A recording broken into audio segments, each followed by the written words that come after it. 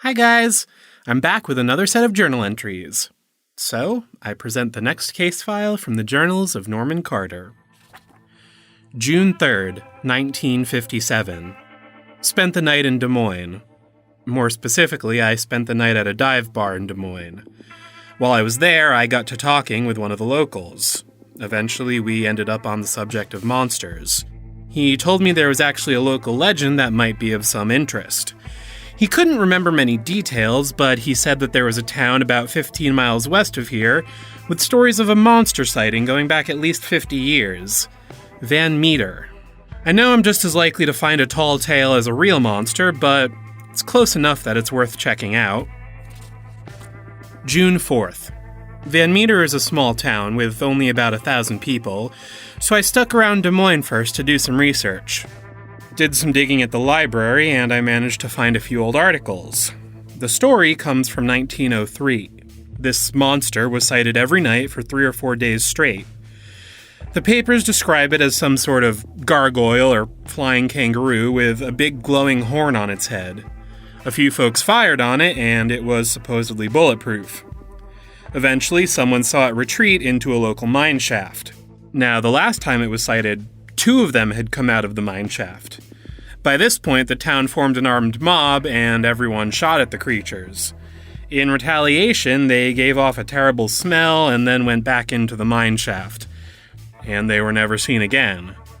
Part of me wants to write this story off, just from how ridiculous it all sounds.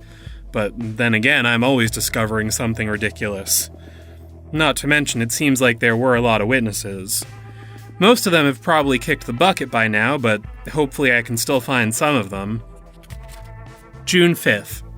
Made it to Van Meter today. Spent the day looking for witnesses. No luck, but I've got a possible lead to follow up on tomorrow. June 6th. It took some more work, but I finally tracked down someone who actually saw it. Ruth Ann Hadley. She was only 6 or so when it happened.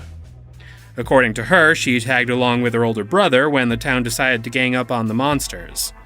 She said she only got a quick look at it through the crowd, but it was bright orange. The only other detail she can really remember is that its wings were a part of its arms, like on a bat.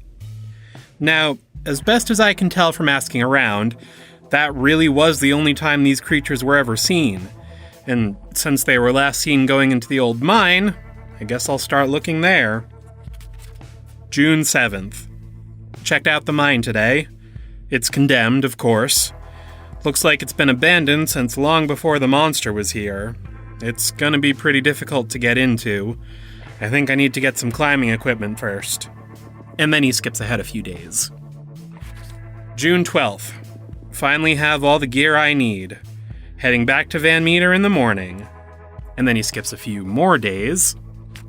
June 16th. I can be such an idiot sometimes.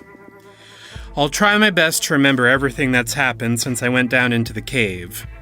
When I got there, I cut the gate in front of the entrance and then made it down to the bottom of the main shaft, but I damn near broke my ankle in the process. I should have turned back.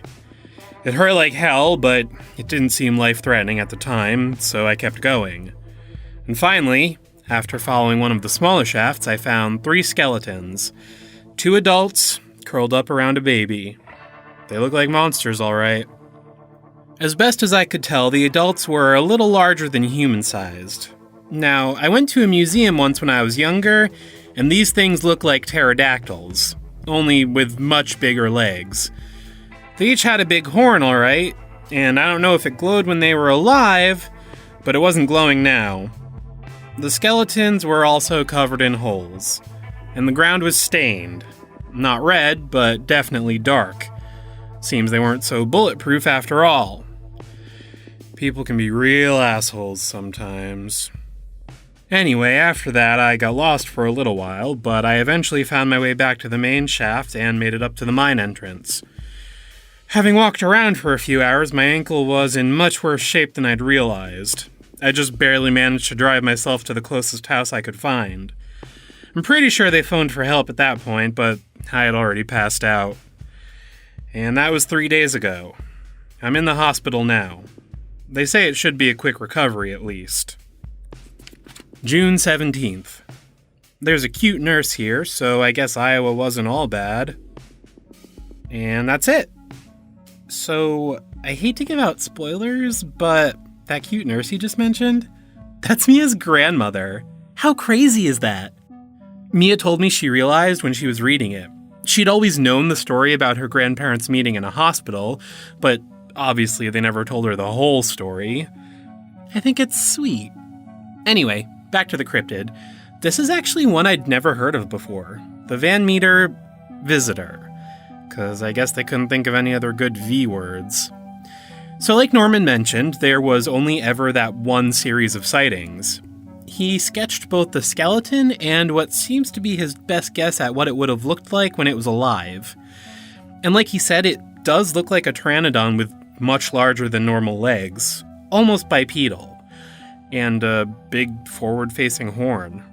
Now, given just how crazy pterosaurs' head crests could get, a big horn isn't all that weird. And if they really did light up, they probably had some sort of bioluminescence. Now, despite the fact that he apparently found the remains of a mating pair and what seemed to be an actual child, Mia doesn't think this was a whole species. It might just be two unique cryptids that just happened to be able to mate. And I can't really argue with her. I mean, you'd think that someone somewhere would have seen something similar by now, even if it were halfway across the world, but I've never ever heard of anything that sounds like this. But they're dead now, so I guess we'll never know. Well, that's all I have for now, so see you later, I guess.